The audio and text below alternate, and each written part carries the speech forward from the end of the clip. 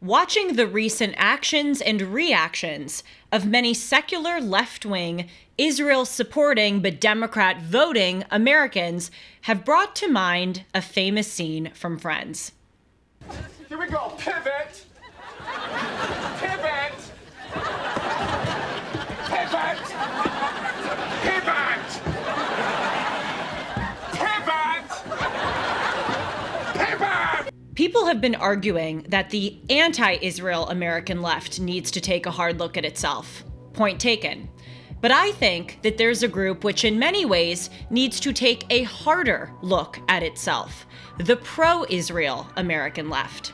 I'm Julie Hartman, and this is Timeless.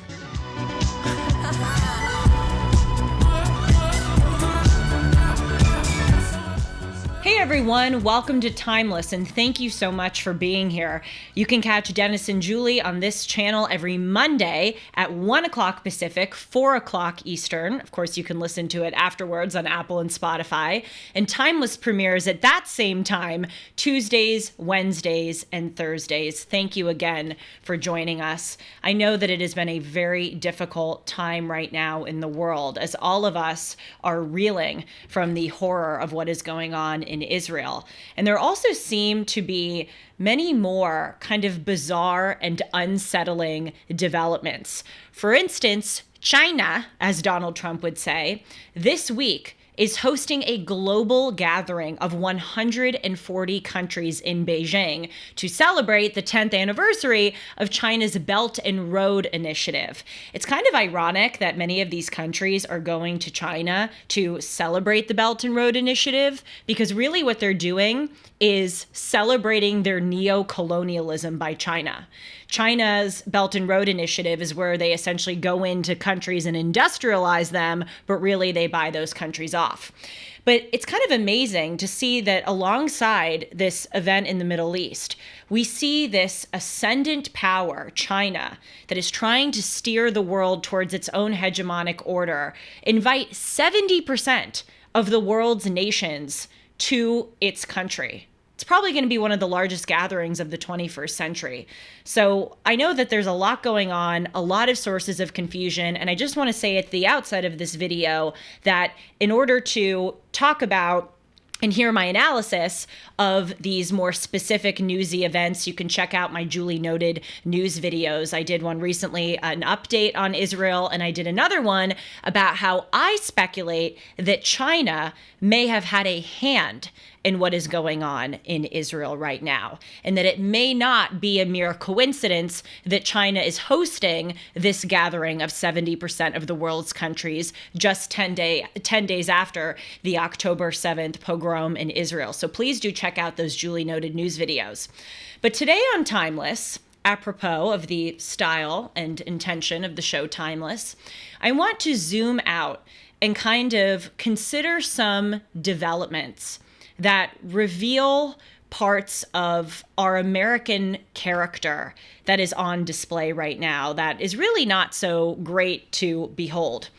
I've done shows on Timeless about weddings and funerals, and they say that big life events show people's true colors. I was talking with a mortician who said, you wouldn't believe the kind of crazy stuff I see at a funeral, fighting, yelling about money, yelling about possessions, because those emotional life events bring out a lot of ugly stuff in people. The same is true on a macro scale. When we see something like what is going on in Israel, the massacre of innocent Israeli Jewish civilians, the single largest amount of Jews killed in a day since the Holocaust, it similarly reveals people's true colors. And there have been disgusting, as we very well know, statements, posts, comments condemning, not condemning, condoning was the word I was looking for, condoning Hamas and their terrorism, celebrating the violence, giving a pass to what is going on. And so I want to consider why this is happening. So much of the focus has been on these individuals, whether they're at corporations, at colleges and universities. You know who I'm talking about, and we're going to get into some specifics. But I think that focusing our outrage solely on these despicable people who glorify Hamas, who chant about this alleged Israeli apartheid and genocide. I think focusing specifically and only on those people misses a general point. And the general point or question is, how did such individuals with such extreme viewpoints become mainstream? Today, I want to argue that actually the pro-Israel American left has given a lot of credence to the viewpoints and the extremism that they are seeing now and so reviled by with the anti-Israel American left. That is something that people are not talking about and focusing on because they're so distracted by the crazies that they're not seeing the greater picture of the people who, inadvertently or not, have given credence, as I said, to those crazies. Let's talk about some examples of what has been going on, which demonstrate this dynamic that I'm trying so hard to, in blinking red lights, highlight to you. And honestly, for the life of me, I can't understand how people haven't seen it sooner. Let's start with Black Lives Matter. Black Lives Matter is one of those organizations that has been very vocal in the wake of the Israeli October 7th pogrom. Days after October 7th, the BLM grassroots Instagram page released a statement saying that Black Lives Matter, quote, stands unwaveringly on the side of the oppressed. Who's the side of the oppressed in Black Lives Matter's eyes? Hamas. Hamas's, quote, resistance must not be condemned, but understood as a desperate act of self-defense. Okay? Wow. It didn't stop there. Unsurprisingly to me, but apparently surprisingly to other people. For instance, Black Lives Matter's chapter in Chicago posted the next day a since-deleted infographic depicting a Hamas paraglider, like the ones who came into Israel on October 7th and raped, mutilated, kidnapped, and slaughtered innocent civilians. We can see here, for those of you who are watching, that BLM Chicago has this graphic of a Hamas paraglider with a statement that says, "I stand with Palestine. That is all. That is it." Okay? So hence the Pivot Friends scene, which all of us know and has been literally on replay in my mind over the past few days. It's been very interesting to see secular, left-wing, pro-Israel American Democrat voters, both Jewish and non-Jewish, being so shocked that Black Lives Matter would do such a thing. Oh my gosh, who knew that Black Lives Matter was such an awful organization? Let's look at some examples here. There is one pro-Israel Democrat, at least it seems. I will admit I'm making an assumption that this individual is a Democrat from some of the research that I have done on him. His name is David Weissman. He is an American screenwriter. He tweeted in April of 2021, quote, "I will never stop saying hashtag Black Lives Matter, and may even get a shirt myself." Well, he did stop saying it. If you look at his post on October 10th, of this year, 2023, 3 days after the October 7th pogrom, he tweeted, "F them. Maybe the right was right about Black Lives Matter." Mr. Weissman is not the only secular left-wing pro-Israel American Democrat voter who seems to, in this moment, finally realize the violent, self-dealing organization that Black Lives Matter is. And by the way, I'm talking about both Jews and non-Jews. When I say secular left-wing Americans, they are both Jews and they are both non-Jews. I compiled some responses to the Black Lives Matter grassroots post on Twitter, and they're really amazing. Here are just a few. "Wow, I used to support BLM. I don't know if I can anymore. Do you guys even know what happened in Israel?" Another one. "I have been a Black Lives Matter supporter since the beginning. That ends today." Another one. "I used to march with you. Now I know why the world hates you. I can no longer support you." And then finally, former BLM supporter, bye forever. Let's just one more time remind ourselves of the friend scene.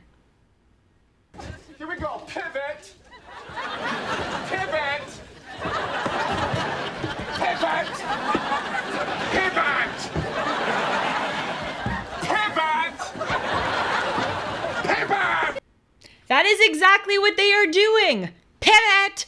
They're finally seeing that this organization is so bad.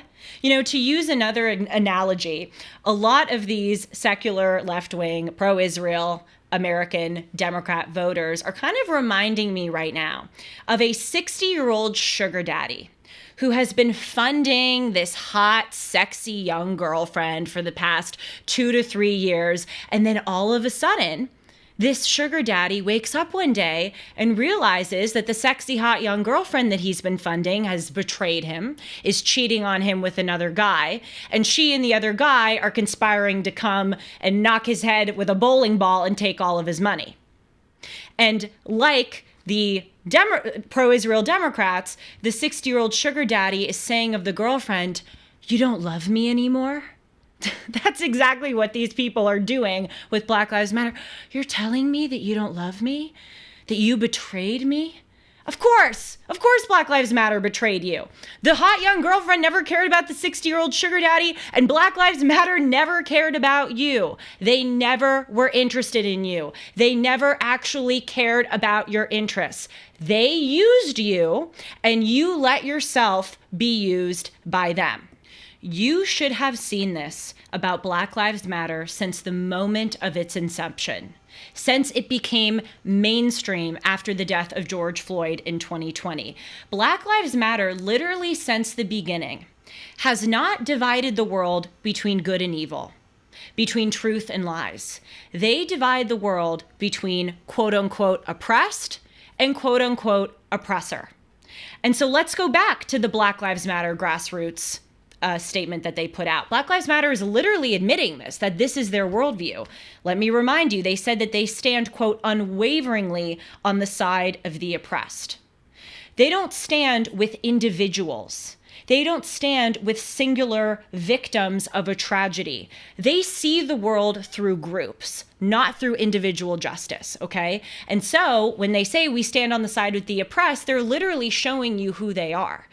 By the way, of course, it goes without saying, I would think, that the people who were oppressed in this situation were the Israelis who were massacred at their surprise by these Hamas terrorists, but not in the eyes of Black Lives Matter. And again, this should have been clear over time. They pick a group that they can say is quote unquote oppressed, and they stand behind that group and push forward their agenda so that they can get power. They have never, ever cared about the people who they claim to care about, the quote unquote oppressed group. We're seeing this now. Do you think that Black Lives Matter really cares about Palestinians? Of course they don't. If they cared about Palestinians, the first thing that they would do is condemn Hamas. They would be putting all of their time and energy to try to get Hamas out of power in Gaza, to try to get some kind of functioning, tolerant, democratic government which will actually give human rights to its citizens. Hamas is not that. Black Lives Matter doesn't care that Hamas uses women and children as human shields to fight off Israeli bombardments. Black Lives Matter doesn't care that Hamas melts the food and fuel that Israelis give to them as humanitarian aid so that they can use it as rocket fuel to fire weapons into Israel. Black Lives Matter doesn't care about that. Again, they care about quote unquote oppressed groups, people who they can call that label so that they can further their own interests. And we saw this. We saw this with Black people. Black Lives Matter for the past 3 years has shamelessly used the faces of dead Black people to get what they wanted. If they really cared about Black Americans, as they claim that they do, they would not have embezzled millions of dollars and bought mansions in Los Angeles. They would have given that money, as they said they would, to needy Black Americans. They wouldn't have pushed policies such as defunding the police and abolishing certain bail programs, which didn't harm rich white liberals who live behind gates in dormant buildings, but harmed overwhelmingly minorities who live in communities where crime is the highest and police are needed most. They don't care about the people who they claim to care about. But what I want to say to these people responding on Twitter and to the many others who are finally waking up, why didn't you see this? This has not been exactly a secret. Let's also look at some of the actions of Black Lives Matter, okay? They have supported violence since the beginning. People now are going, oh my gosh, they're putting up a photo of a Hamas paraglider. How could they condone someone that massacres innocent people? That's what Black Lives Matter has been doing. They give cover to criminals. They give cover to looters. As long as those people are in the quote unquote oppressed category, those people can do whatever the heck they want. And here's the proof, among many other examples. A Chicago Black Lives Matter activist named Ariel Atkins back in 2020 gave a speech about a lot of the looting and rioting that was going on in the city of Chicago after the death of George Floyd. And she said, quote, "I don't care if someone decides to loot a Gucci's or a Macy's or a Nike, because that makes sure that the person eats. That makes sure that the person has clothes. That's a reparation. Anything they want to take it." Okay, so Black Lives Matter has been behind this idea that looting is okay. Looting is a reparation. Violence in the sake of this greater intersectionality, oppressed worldview is okay. So we saw it happen in America, and now you're so shocked that they're applying it to Israel?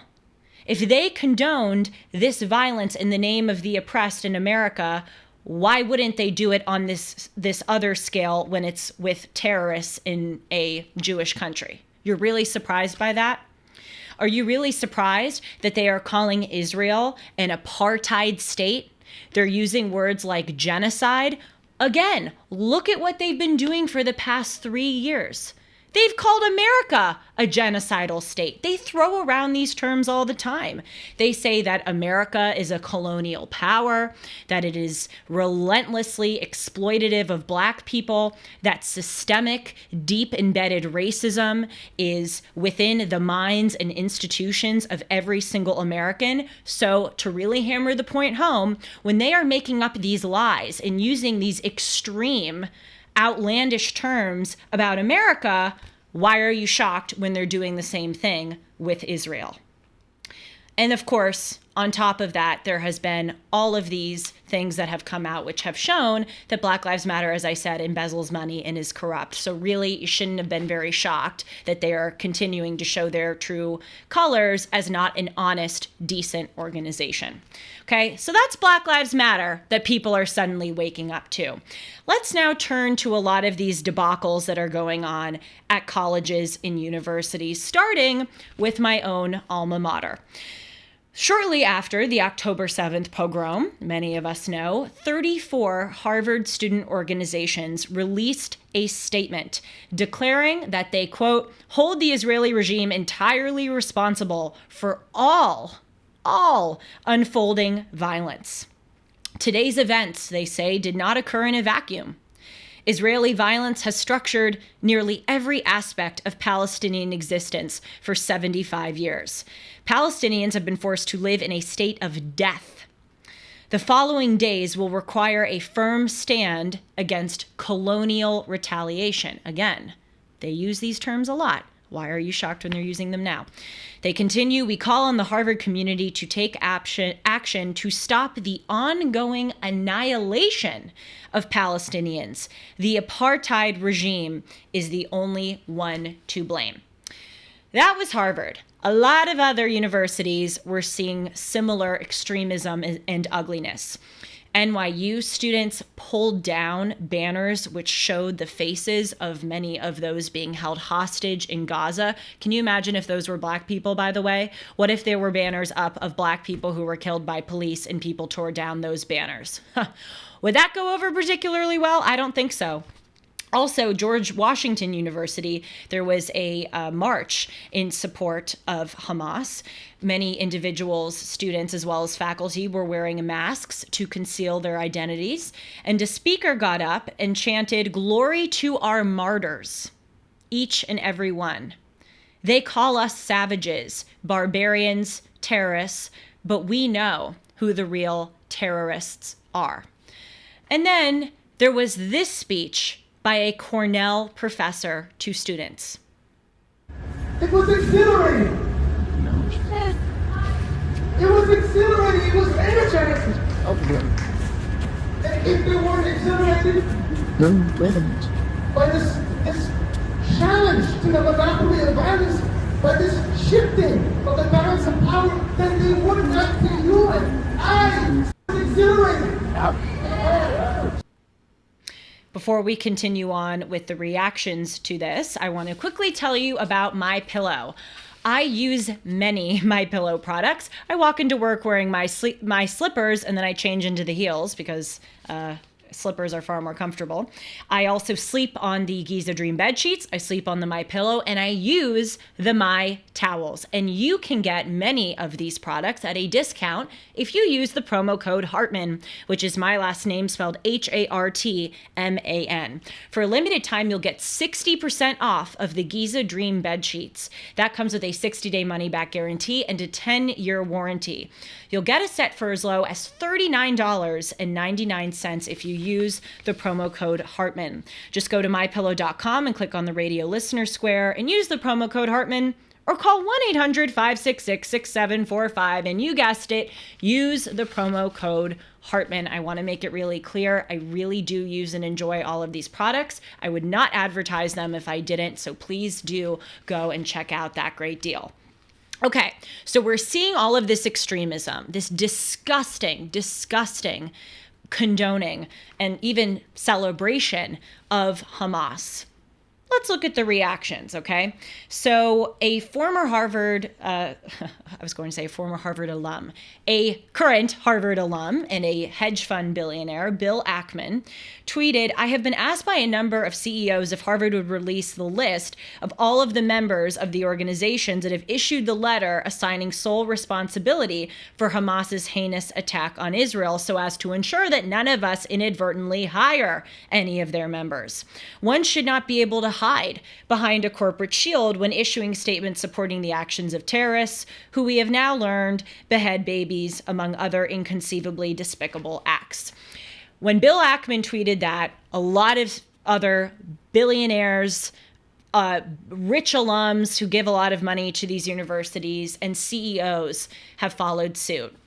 The CEO of Sweetgreen was among others who called for the release of the names. And actually, there was a truck that went through Harvard Square in the days after this petition. And it was a truck that was put together by Accuracy Media. And it put up the names and faces of students who signed that petition. Beyond Harvard, a lot of other schools have experienced backlash for their students' statement. Before we go to that, I'll quickly just add that the Wexner Foundation, one of the biggest donors to Harvard, the Wexner family is the founding family of Victoria's Secret, officially pulled out of Harvard in the wake of what they said was a despicable reaction by the Harvard administration to these students and their condoning of Hamas. But let's look at UPenn. U.S. Ambassador and former Utah Governor John Huntsman, who is a big donor, he is the name, of course, of the Huntsman School at UPenn, said that he is, quote, closing his checkbook on all future giving to Penn. He says that UPenn has shown itself to be deeply adrift in ways that make it almost unrecognizable, and decried UPenn's, quote, moral relativism. Ron Lauder, who is the founder or part of the family that founds Estee Lauder, he is another Penn billionaire, said that he is, quote, re-examining his financial support to UPenn. This is a really big moment where we are seeing across the board people finally stepping in and saying these left-wing campuses, this kind of crazy think that has been allowed to fester and grow is just no longer acceptable. So we can just pause in this moment and say, good, finally, people are getting it. By the way, I don't think that they should have gone in with the van. I think that's a step too far. But I do think these students' names, the students themselves should come out and say if they signed a petition, because if you're going to say something, you need to stand behind it. Trust me, if there's anyone who understands that, it's me who puts my face on the internet every single day. So we should just be happy that in general, There is this moment of reckoning, as the left would say. But again, with Black Lives Matter, my question for these CEOs, these people who are speaking out, is why have you waited until now? Why is it now that you are choosing to exact consequences on students who sign outrageously inappropriate petitions? The whole theme of this episode, if there is one thesis statement to say for this theme, it is this. They have given credence to these individuals' worldviews. It starts on a smaller scale. It starts with attitudes about America, attitudes about speakers on campus, attitudes about gender, about race, about history, about colonialism. Many of these individuals have either supported those people or remained silent in the face of their extremism. And then now they're shocked when it comes so mainstream, when they're literally condoning Hamas. It's like, why have you given them the cookie all along? That famous book, if you give a mouse a cookie, they're going to want a glass of milk, and then they're going to want the whole fridge or whatever the heck it is. That is true of these students. And you have given the mouse a cookie for years. You have let them, to give some examples, tear down statues. You have let them push you, harass you, hit you over the head with a sledgehammer, figuratively, to remove names from buildings of people who they deem to be dead old white males who are oppressive and racist. You have allowed them to shout down speakers like Michael Knowles at Purdue, Ben Shapiro at Berkeley, Dennis Prager, my dear friend and colleague at ASU, Candace at Rutgers, Matt Walsh at University of Iowa. You have allowed them to pressure you to remove courses that were totally fine, but that they just didn't like because, oh my God, things are so horrible. Harvard allowed them to do this. The Harvard Engineering School, they were offering a course that was going to teach a technique called counter-criminal continuing policing, and that was just too much for the left. My God, you can't do a course on policing. So they released this petition saying, we have grave concerns about the nature of this work and its ethical implications for marginalized communities all around the world. And Harvard was cowardly, and Harvard capitulated. And they released a statement saying, I'm writing to let you know that this course will not be offered this semester. I want to ensure members of our community that we are aware of and take seriously the concerns that some of you have raised about the pedagogy of the proposed course. Oh, really? And now you're shocked when you gave the mouse a cookie that they're releasing these crazy petitions? They continue to release them. What would be their incentive to stop after the way that you have acquiesced to their demands?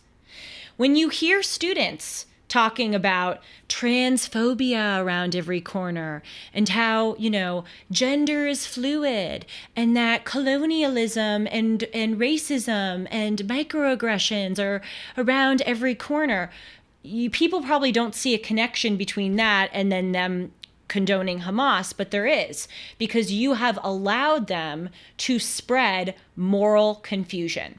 And when you allow them to spread moral confusion in America, they're going to take it beyond America and spread moral confusion all around the world. If you had knocked off that moral confusion at its head, if you had told these students years ago and even now that no, actually, calling a black person articulate isn't racist, and you need to be quiet and sit down and shut up, maybe they would have thought twice before continuing to say morally confusing and irresponsible and reckless things as they're doing now. In addition to just condoning this, corporations and colleges have even been vocal supporters and inculcators of this kind of worldview. If you do a Google search of intersectionality, literally all of these these universities, whether it's Harvard, Connecticut College, University of Colorado, Denver, USC, George Mason, Yale, et cetera, as well as big businesses. They have all these training programs on intersectionality, and they have classes on intersectionality. An intersectional worldview is not seeing the world between good and evil, not seeing the world between truth and falsehood, but seeing the world through this, as we can see, very harmful, oppressed versus oppressor way of looking at things, okay? On a final note, I want to address a counter argument. I'm sure some people are going to say, you know, Julie, you're talking about the far left. There are a lot of, secular left-wing, pro-Israel, Jews and non-Jews, American Democrat voters who didn't agree with any of those things that you're saying as they were happening. And that's just a fringe group. I reject that. That is BS, okay? These students have come to control these universities. These crazy ideas about America and intersectionality and race and gender have infiltrated into the mainstream of nearly every institution in this country. We see that with what is now being taught in public schools. I have many examples of this on my Julie Noted News videos, which I really do encourage you to check out. I'm not going to go through them here because I don't want to repeat myself for those who have already watched it, okay? This is not the far left. This is now the left. This is now the Democratic Party. And if you are one of those pro-Israel Democrats who continues to vote Democrat even though you don't believe in this, you fundamentally don't understand what the left wing, what the Democratic Party has become in the United States and America. The people who have given credence to these individuals are culpable right now. Every time they allowed a lie to be spread about the United States of America, a crazy, absurd demand acquiesced to, every time they gave a mealy-mouthed excuse for a temper tantrum by a college student, they laid a brick in the now massive structure of extremism and entitlement that we are seeing now. And as a final thing to leave you with, I recently interviewed Bill O'Reilly on the show about his new Salem Witch Trials book called Killing the Witches. And one of the really interesting parts of his book was learning how the Salem Witch Trials ended. It wasn't that people woke up and went, this is really unethical, taking these women who we think are witches, but we don't know if they're witches, and literally hanging them at age, 25. That's not right. That's not what happened. People didn't have some kind of moral awakening. What ended the Salem witch trials was when the governor of the Massachusetts Bay Colony, William Phipps's wife, was accused of witchcraft. And then finally the governor said, maybe this isn't so great. Maybe this is kind of unfair and unethical and we should put a stop to it. What that example shows us is that unless people see their self-interest at stake, they will continue to support whatever crazy policies, even if they know that they are wrong. Things have to affect people directly. They have to feel the immediate harm of the policies that they support. And that is what is going to get people to wake up to this moment. And again, if there's anything that we've learned from the past few days, from people who are finally seeing the light of the extremism of the left, it proves the takeaway and the point of the Governor William Phipps in the Salem witch trials. Thanks for being with me. I'm very eager to hear your thoughts, especially if you disagree with me. Please comment down below. You can also email me at julie@hartman.com. I know this episode was harsh, but I'm not letting people off of the hook for this. So thanks. See you soon.